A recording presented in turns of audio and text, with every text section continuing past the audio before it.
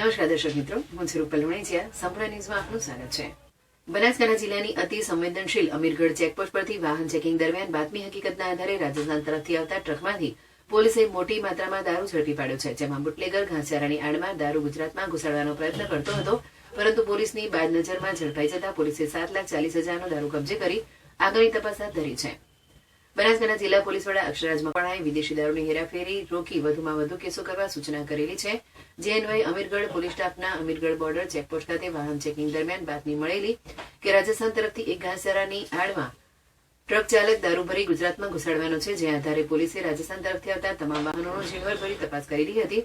તે દરમિયાન એક રાજસ્થાન તરફથી શંકાસ્પદ ટ્રક નંબર RJ21GD 7988 આવતા પોલીસે તેને બોર્ડર પર સાઈડમાં કરી તપાસ કરી હતી. જોકે ઉપરના ભાગમાં સંપૂર્ણ ઘાસચારો ભરેલો અને નીચે ઘાસચારો હટાવી પોલીસે જોતા જ અંદરથી દારૂની પેટીઓ મળી આવી હતી. જેથી પોલીસે 163 દારૂની પેટીઓ સહિત 3132 દારૂની બોટલો કબજે કરી કુલ 17,45,076નો મુદ્દામાલ કબજે કરી પ્રતિબંધિત ગુજરાત રાજ્યમાં હેરાફેરી કરી વાહન ચેકિંગ દરમિયાન ટ્રક ચાલક હેમારામ આયંદારામ જાટ રહેઠાણ ઘોડારણ નાગોર રાજસ્થાનને ઝડપી પાડી.